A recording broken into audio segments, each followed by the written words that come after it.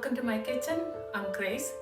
As part of the fall series, this episode I'm going to show you how to make bread with squash. This is one of the sweetest squash and very tasty that you can get out in the market. So let's get started. Please watch the whole video. I always share the secret ingredient in the recipe. There are so many different types of squash available in the market, but the star of the show today is delicata squash. For this recipe, I'm using fresh squash, but you can substitute that with the canned pumpkin puree. That also works really well.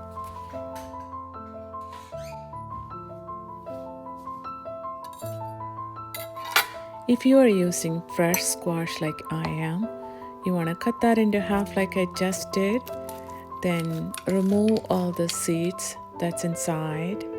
Then you want to bake that for about 30 to 35 minutes in the oven until the flesh of the squash is really soft. And this way you'll be able to puree it.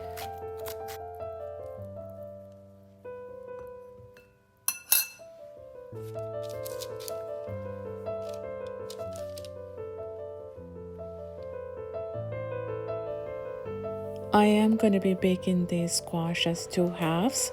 There is no need to cut them into pieces. In the oven, it's going to bake beautifully.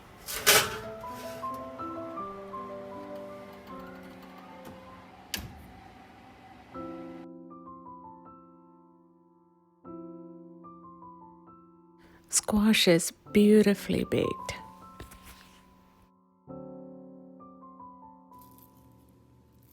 Instead of peeling the skin, I'm just using a spoon to scoop out the squash. That just makes it a little bit easier, I think.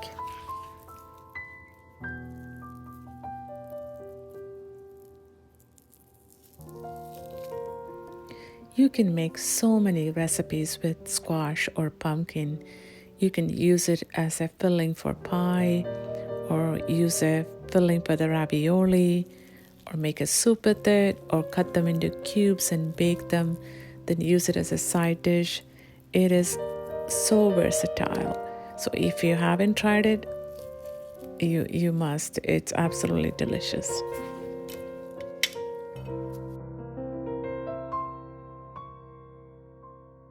It's really nice and soft. It just literally crumbles in your hands. So this is the texture once it's baked. Using the paddle attachment of your mixture, puree the squash to fine paste.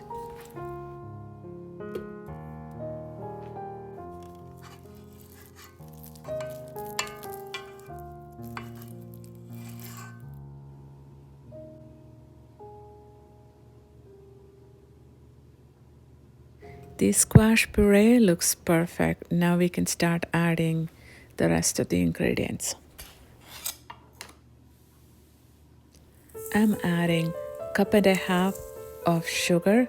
If you like it a little bit less sweet, then reduce it to 1 cup.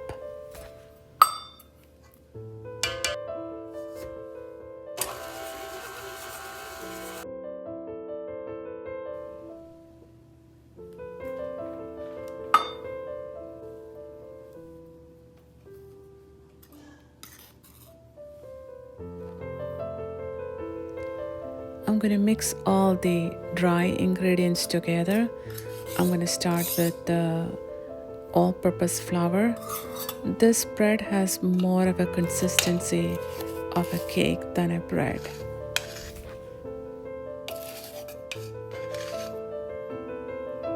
So I just added some baking powder and also a pinch of salt. It's always very important to add a little bit of salt to elevate the flavor of your baked goods. Also added some cinnamon powder and some warming spices. And it's very important to whisk all these together to make sure you evenly distributed all the ingredients.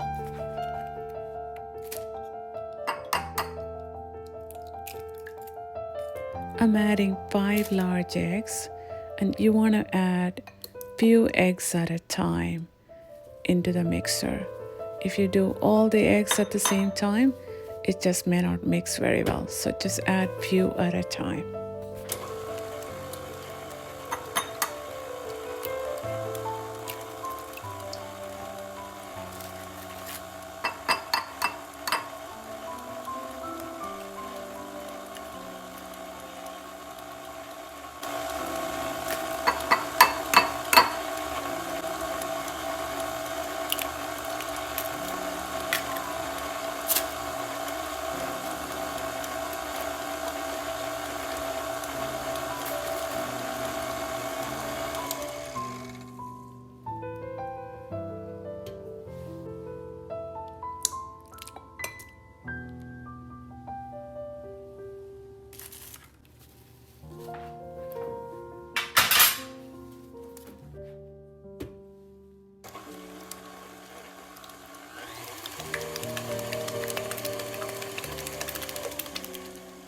Keep mixing for 2 to 3 minutes on medium speed.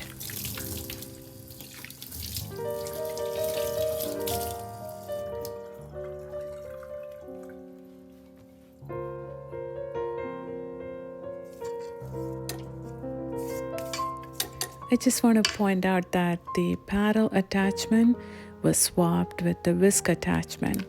When you're adding the butter, you just want to incorporate a lot of air into your batter. That's going to give you a very soft and fluffy bread.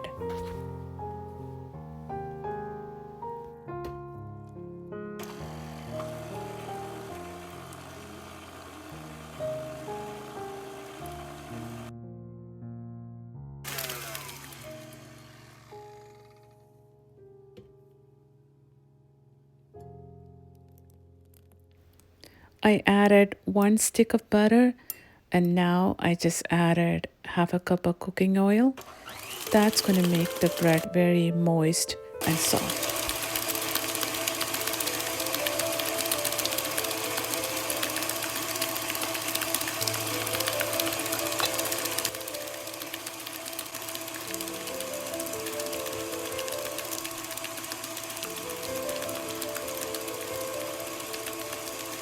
Don't tell anyone, so you just noticed the secret ingredient. I am adding 1/4 cup of eggnog. It has all the warming spices in it, and it really adds another layer of flavor to the bread and make it absolutely delicious. If you can find it, try to use a really good brand of pure vanilla extract. It's going to be worth every bit of it, especially in your baking goods.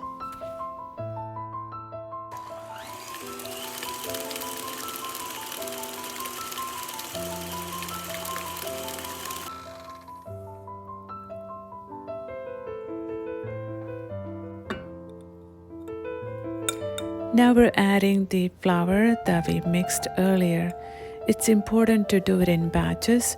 If you do all at once, it's going to create lumps and you're not going to get that smooth batter.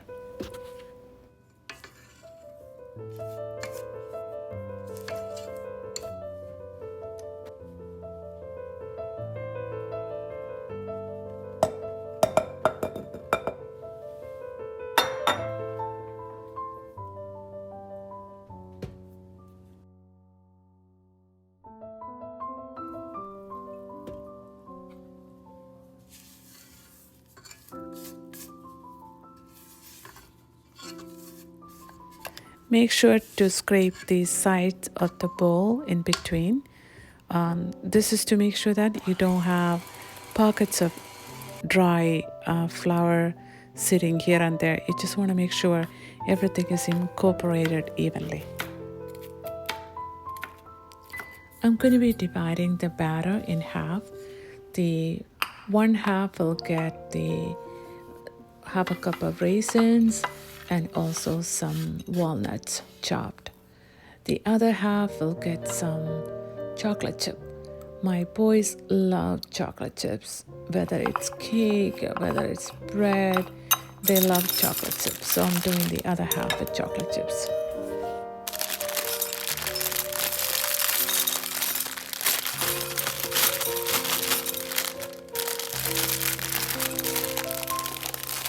I'm using semi-sweet chocolate chips, otherwise it's going to make the bread way too sweet. Don't forget to add a little bit of flour to the raisins and walnuts and the chocolate chips before adding to the batter. This is going to keep it from dropping into the bottom of the batter.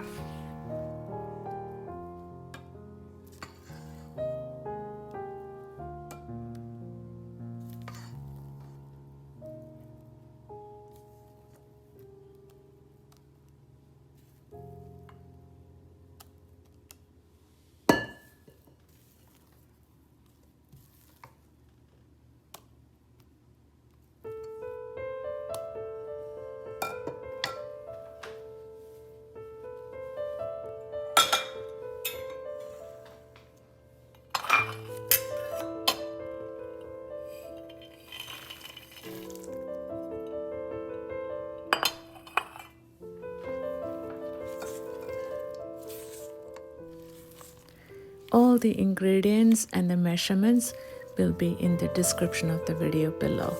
So please check it out there.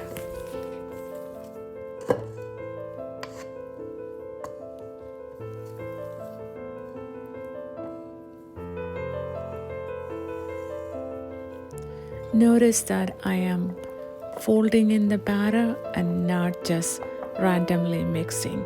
You want to make sure you don't lose any of those air that you incorporated into the batter.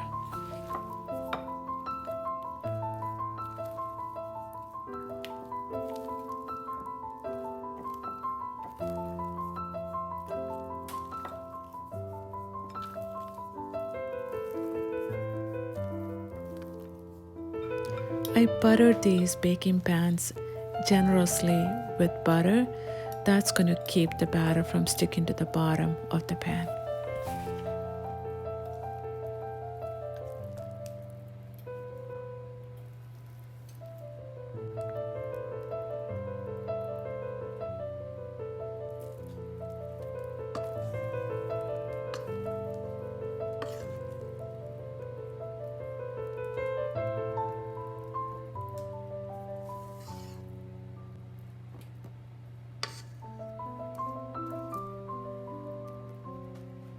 Tap the pan lightly to release any large air pockets. So bake these in the oven at 350-degree Fahrenheit. You need to bake it about 40 to 45 minutes until when you insert the toothpick it comes out clean. Depending upon the type of oven you have, the baking time can vary.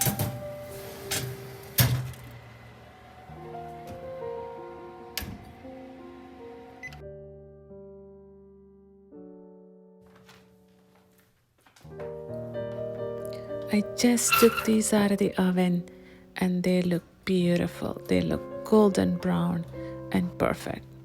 It is a little too hot to handle, so make sure you use oven mitts or a thick towel so you don't burn your hands.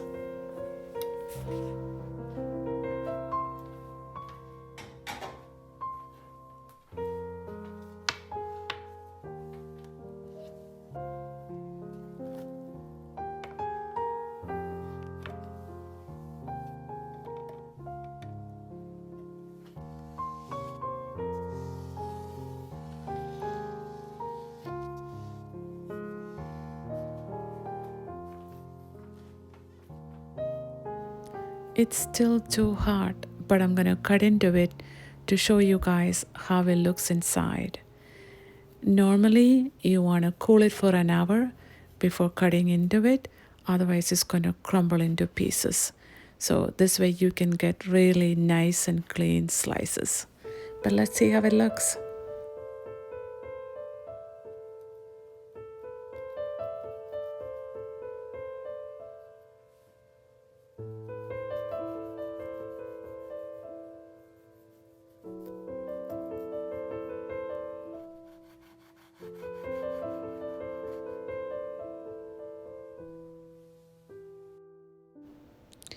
It smells so good in the kitchen. It's just absolutely smelling delicious. I can't wait to try it.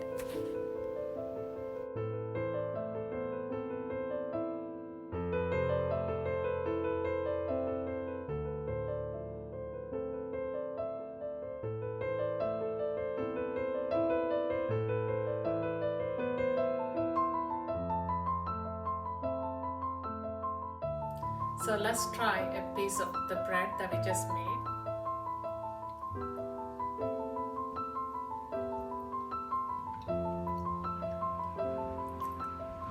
So tasty.